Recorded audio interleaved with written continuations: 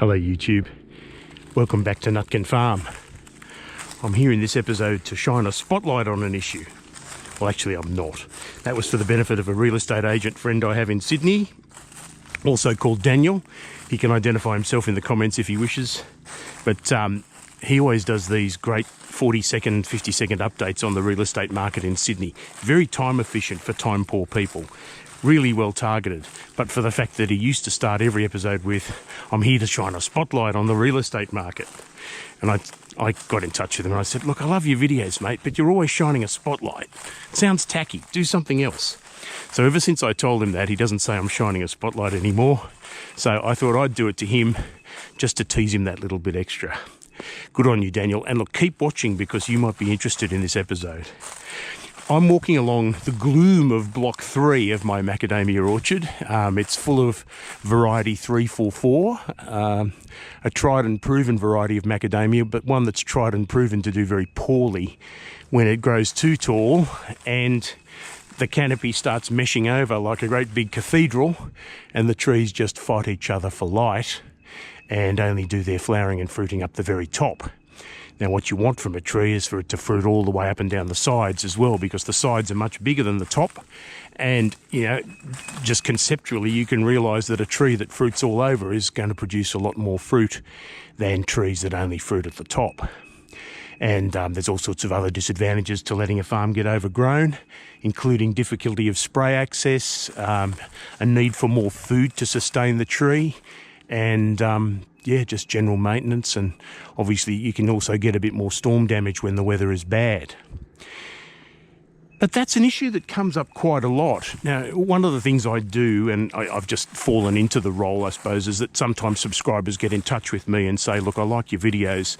I'm thinking of entering the industry in the Northern Rivers. What do you think of this farm or that farm? Or, you know, what advice can you give me? And I'm happily, you know, giving time to these people. I don't charge a cent for it. I'm not an agronomist, so there's a limit to the value of my advice. I can kind of tell a good farm from a bad one. But inevitably, a lot of the farms that are for sale involve old overgrown orchards like this. For whatever reason, they haven't been maintenance pruned as they probably should have, and the farmer may have been guilty of just kicking that can down the road, getting what he can from the nuts that do come on the tree without thinking long term about how to keep that production level up. And you end up with a farm that really is not optimal.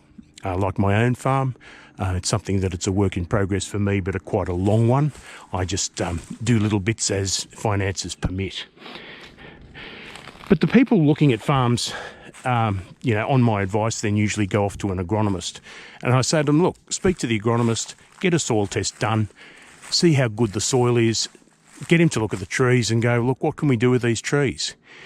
And inevitably the question arises, the decision arises between whether or not an incoming buyer would spend the money pruning the trees down heavily to try and get sunlight back in the orchard and try and get crop levels back up with trees fruiting up and down the sides, versus just pulling the trees out and replanting.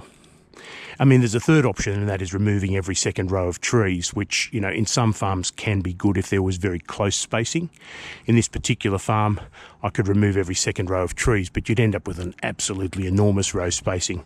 And I'd feel like, frankly, that you're wasting half your land on trees that are just too big to start with. So what is the advice agronomists are giving?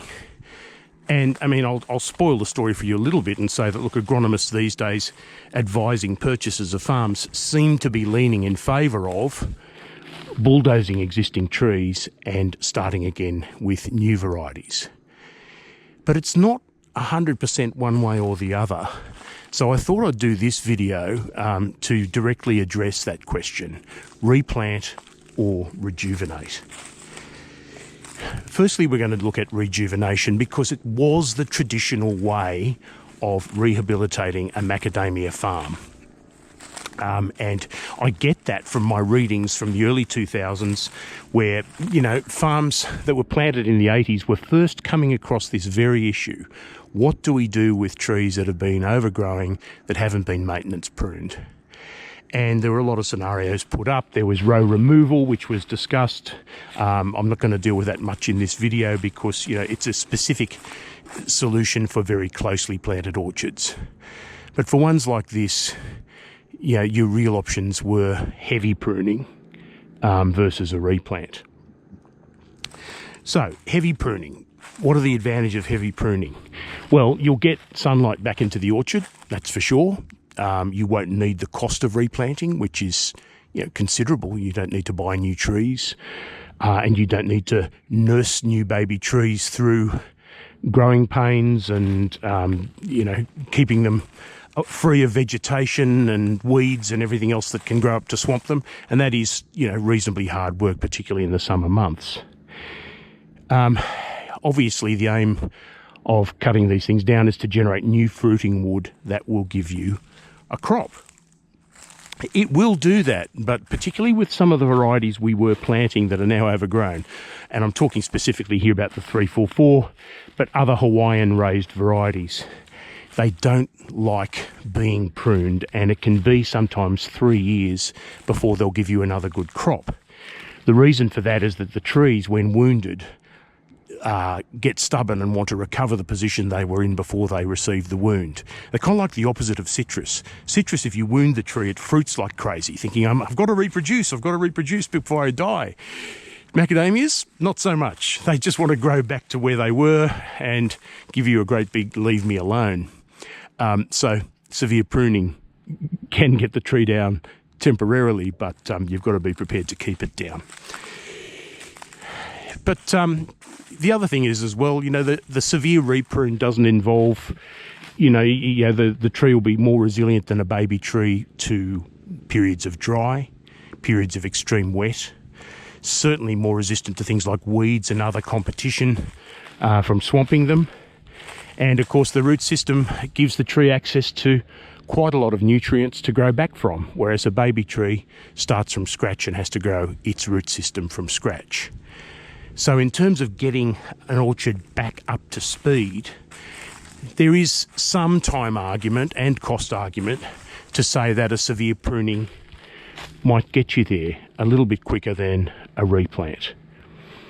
And you know, even with all of its disadvantages, it is, I have to say, a lot better than just leaving the trees alone and hoping for the best.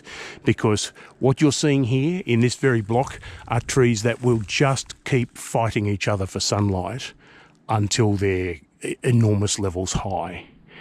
And they'll take up more and more food and resources to fight with each other and less to fruit until you've got yourself an entirely unacceptable situation. So that's the repruning, that's the pruning rejuvenation option. It does have advantages, and I know, look, practically speaking, as a farmer, they may not seem as great to the layperson, but honestly, the work involved in raising baby trees, you know, needs to be taken into account. What about the advantages of a replant? And why is it that agronomists are giving that advice to people buying old farms these days? Well, a replant involves a couple of things. Obviously, you've got to get rid of the trees, first of all, the trees that are here, and there's ways of doing that.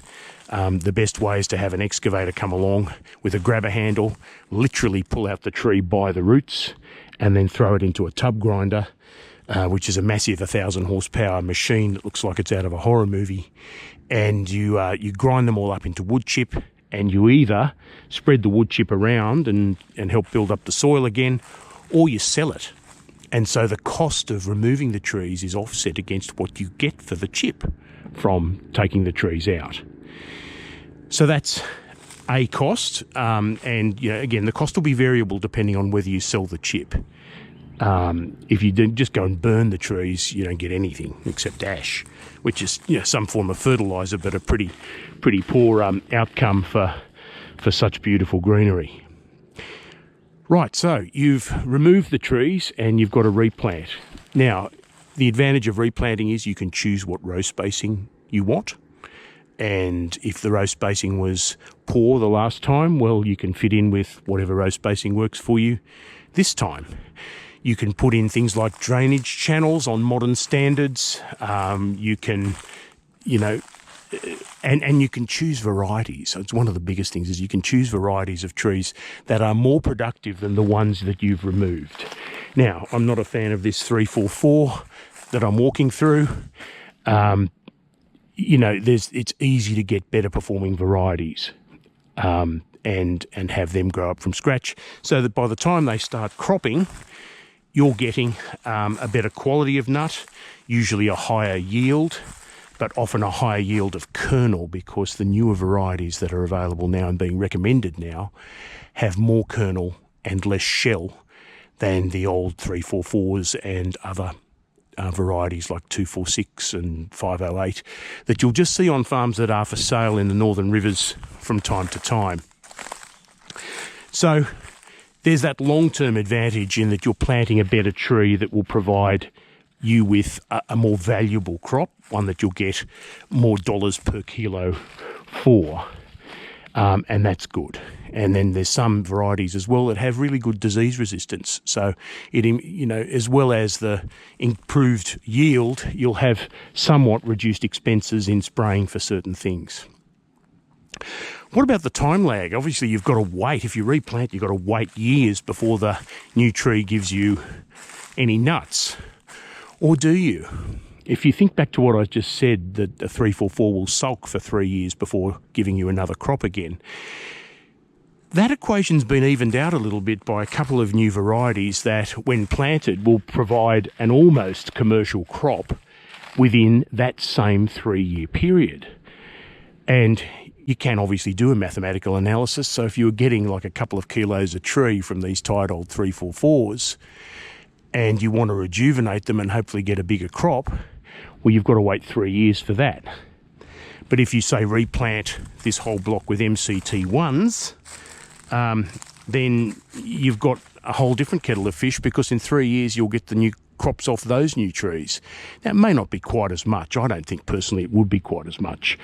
An existing tree just has such a greater root system that its capacity to fruit, if it's happy, is sort of right up there.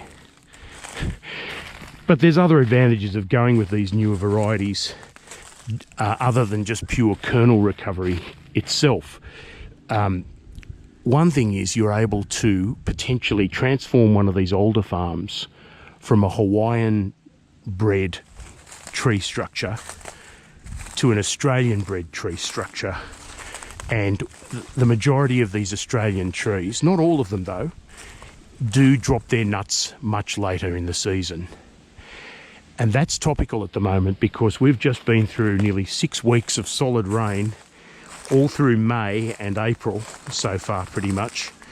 And that is peak harvest season for macadamias, for a lot of varieties. They're dropping heavily now and they've just had so much rain. It's been very hard to work the land. I was just mowing earlier today and went for a 10-metre slide in my zero-turn mower. And I finished off what I was doing and said, right, that's enough for me. No more Evel Knievel today. But look, it's not a joke. Doing that kind of slide is indicative of dangerous work conditions, and you really want to watch out for working in those conditions. Now, the good news is that, you know, while May is a peak harvest month for trees like the 344, which instead of harvesting seems to be flowering at the moment, which just drives me mad. If you have later dropping varieties that have a peak harvest in, say, July, this is something that is far better suited to the Australian climate than the varieties of trees we see here, which were bred for maximum performance in the Hawaiian climate. If you don't get a serious drop of fruit until, say, June, what that does give you the benefit of is to wait through the rainy season in autumn, and you know, you're not constantly fighting grass at a time when it's the most dangerous to do so. You're not having to constantly mow throughout February where the grass literally grows behind you as you mow. Yeah, it's one of the highest, one of the highest growth months of the year for grass. And yet, for all these varieties that drop in March, you've got to get the grass down to almost a golf course scenario so that you can pick up nuts in March when the grass is still growing fast. And in between harvest pickups in March, you still have to mow, and then you've got those issues about mowing when there are nuts on the ground and potentially chopping up the nuts as well as your grass. A replant can get rid of all those concerns so long as you're planting something that crops later in the season. So you want something that'll crop early, and by early I mean within a few years of planting, but you want something that crops late in terms of late in the season, something that drops around June, July, that sort of thing. And look, amongst the new varieties of macadamias you'd consider in a replant scenario are MCT1, P, R, even J, those sort of new varieties.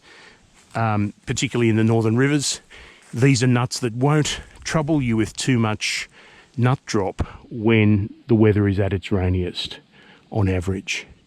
And those are really good reasons. If you're thinking of macadamia farming long term, those are really good reasons in favour of doing a replant instead of a heavy pruning. Which is for you? Well, look, it's an individual question, and don't approach my video on the basis of I have to give you an answer.